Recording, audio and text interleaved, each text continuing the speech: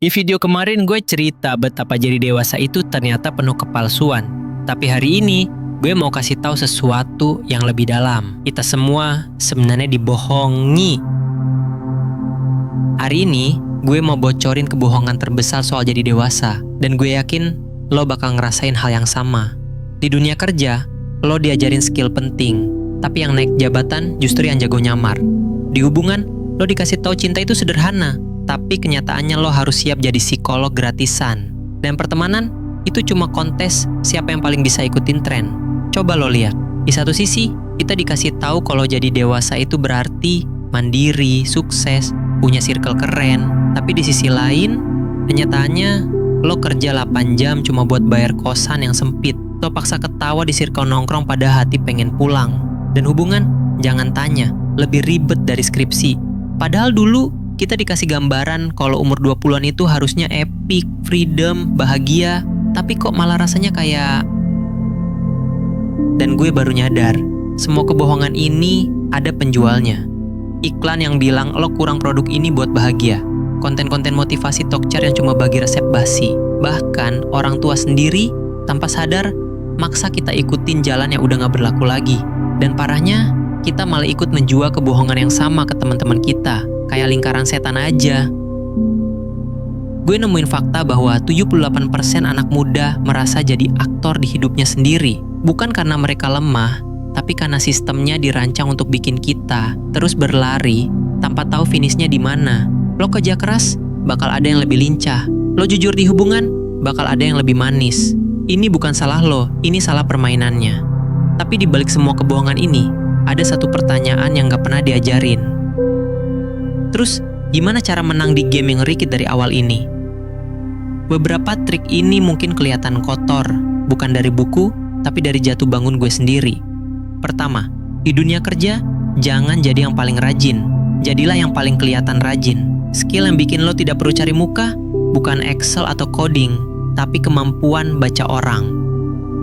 Pelajari cara bos lo mikir, itu kunci naik gaji. Kedua, buat hubungan, jangan cari yang sempurna, cari yang sama-sama mau belajar. Meski berantem tiap hari, jangan pernah ngalahin ego, tapi jangan juga dipertahanin. Caranya, cari partner yang sama-sama mau berantem, tapi berantem buat cari solusi, bukan buat menang. Ketiga, buat pertemanan, kualitas beats kuantitas. Mending punya satu teman yang benar-benar ngerti lo, daripada 100 teman ya cuma ngerti gaya lo. Circle pertemanan sehat itu bukan yang sering nongkrong, tapi yang bisa dihubungi jam 3 pagi pas lo mental breakdown. Dan yang terpenting, lo boleh istirahat, boleh berhenti, boleh nangis, karena sebenarnya gak ada aturan baku buat jadi dewasa. Gue juga sekarang masih di tengah jalan, masih suka ketipu, masih kadang ikut arus. Tapi yang gue pelajari, selama lo masih bisa nanya ini beneran gue mau apa enggak, lo udah menang 1 langkah. Sisanya, kita cari bareng-bareng aja. Lu lihat gak sih? Billy Nin pada pamer quote, be authentic, speak up. Tapi pas meeting beneran, yang dengerin cuma yang nyamber sesuai visi perusahaan. Katanya inovasi penting, tapi waktu lo kasih ide radikal, malah dibilang jangan ngaco. Ini bukan salah lo, ini sistemnya yang hipokrit. Mereka mau lo kreatif, tapi cuma di dalam kotak yang mereka bikin. Giliran lo beneran think outside the box, malah dikatain sulit diatur. Kita hidup di era yang paling terhubung sepanjang sejarah, tapi juga paling kesepian. Lo bisa punya 500 temen WA, tapi pas lo chat lagi down nih, yang bales cuman stiker doang. Atau parahnya, dibaca tapi nggak dibales samsek. Bagisnya, kita malah ikut mainin game ini. Lo rela edit foto 2 jam buat story biar dapat 100 plus likes. Tapi pas ketemu offline, obrolan 10 menit aja udah awkward. Ini bukan pertemanan, ini pameran topeng. Dunia jualan fantasi love should be easy. Padahal, hubungan yang beneran sehat itu isinya 2 orang yang sama-sama belajar. Bukan 2 orang yang saling ngasih quotes, jangan bawa masalah. Lo dikasih tahu harus komunikasi, tapi pas lo beneran curhat, malah dibilang drama queen. Giliran lo emosi dikit, langsung dicap toxic. Ya kalau gitu mending pacaran sama bot aja lah, kan gak boleh marah.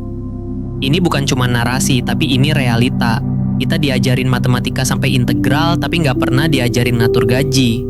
Dipaksa hafal tahun perang dunia, tapi nggak tahu cara bayar pajak. Sekolah 12 tahun cuma buat ngerjain soal, pas lulus dan ngelamar kerja malah ditanya pengalaman kerja. Lah, emang gue magang di kandungan ibu. Dan nggak cukup sampai di situ aja. Di satu sisi, semua bilang mental health matters. Tapi pas lo bilang gue butuh cuti, malah dibilang lemah. Kita dikasih meditasi gratis di kantor, tapi meeting jam 11 malam tetap jalan. Ibaratnya dikasih obat batuk, tapi lo disuruh hirup asap rokok terus-terusan. Kita hidup di generasi yang paling sering bilang I'm not okay. Tapi juga paling sering nanya, kerjaan lo gitu doang capek. Capek kerja aja belum cukup. Selanjutnya rumah yang harusnya jadi tempat pulang, tapi kok malah sering jadi sumber luka. Lo dibilang udah dewasa harus mandiri, tapi pas lo beneran ambil keputusan dibilang durhaka. Katanya yang penting bahagia, tapi pilihan hidup lo dianggap salah kalau gak sesuai ekspektasi mereka. Ini intinya, kita dikasih skenario hidup yang mustahil. Harus sukses muda tapi jangan workaholic. Harus punya pasangan tapi jangan needy. Harus peduli keluarga tapi jangan ikut campur. Hasilnya, kita semua jadi aktor yang gak pernah dapat Oscar. Self-help bilang love yourself, tapi kita juga disuruh improve yourself. Jadi harusnya gue terima diri gue apa adanya atau gue harus berubah? Bingung kan? Hidup itu sebenarnya cuma deretan kejadian acak. Tapi kita maksa banget nyari pola. Seolah semua harus ada artinya. Gue dipecat, pasti ada hikmahnya. Gue ditinggal pacar, pasti biar ketemu yang lebih baik. Padahal bisa aja emang bos lo brengsek dan mantan lo itu bangsat. Di sosmed, semua orang kayak punya skenario hidup yang rapi. Lulus, kerja, nikah, bahagia. Tapi gue mau tunjukin backstage-nya. Nih, gue kasih lihat 3 kisah yang gak pernah lo denger. Temen gue PhD, tapi jadi driver ojol. Bukan karena gagal, tapi karena sadar doi lebih seneng ngobrol sama penumpang daripada ngejar jurnal.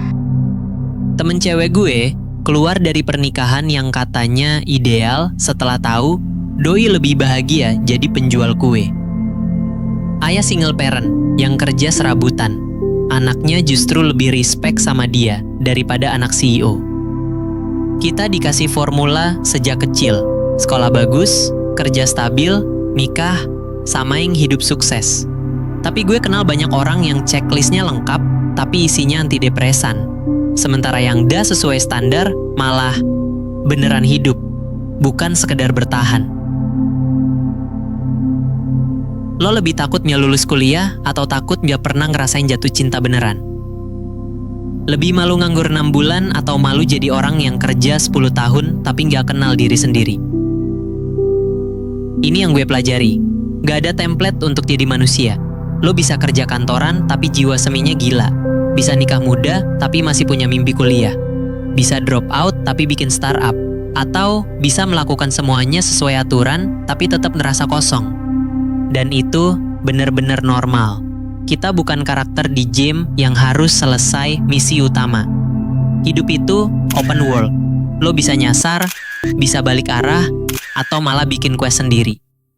Gue gak akan kasih lo motivasi talk chair, karena mungkin yang lo butuhin bukan semalap palsu, tapi keberanian buat bilang, gue gak tahu arah gue mau kemana. Dan itu gak apa-apa. Gue bilang gak apa-apa, karena sebenarnya lo gak sendirian. Semua orang pura-pura tahu arahnya, padahal mereka cuma ikutin GPS orang lain. Menurut riset, 70% orang umur 25-35 tahun ngerasa lost. Tapi yang beneran ngakuin mungkin cuma 7%. Sisanya, sibuk nyembunyiin kegalauan pakai quotes, trust the process. Ini pelajaran pahit gue. Lo gak akan kenal diri lo yang sebenarnya kalau cuma ikutin jalan lurus. Kayak main game RPG, side quest itu bukan gangguan, tapi justru tempat lo dapat skill terbaik.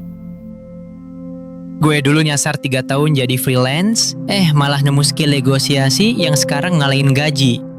Di era sekarang kita disuruh ikut passion, tapi passion lo bisa aja berubah kayak tren TikTok. Kemarin demen nge-game, besok mau jadi petani hidroponik. Itu bukan salah lo, dunia emang lagi ngegas tanpa rem. Dan dulu sukses itu kerja di bank, sekarang jadi konten kreator. Besok mungkin sukses itu bisa tidur 8 jam sehari. Hidup kita udah jadi pertunjukan. Kerjaan, performance biar dibilang profesional. Pertemanan, performance biar dibilang fun. Cinta, performance biar dibilang copper goals. Kita sampai lupa, di balik layar kita semua cuma manusia lelah yang pengen diterima apa adanya. Tapi anehnya, justru di momen paling jujur itu, kita baru nemuin orang-orang yang beneran worth it. Jadi next time ada yang nanya lo mau jadi apa sih, jawab aja, gue lagi eksperimen. Karena sebenarnya semua orang cuma nebak-nebak sambil jalan. Bedanya lo jujur aja kalau lagi nyasar. Dan mungkin justru disitulah lo mulai nemuin arah yang beneran buat lo. Di bagian mana lo paling sering nyasar, karir, hubungan, atau cari parkiran aja susah?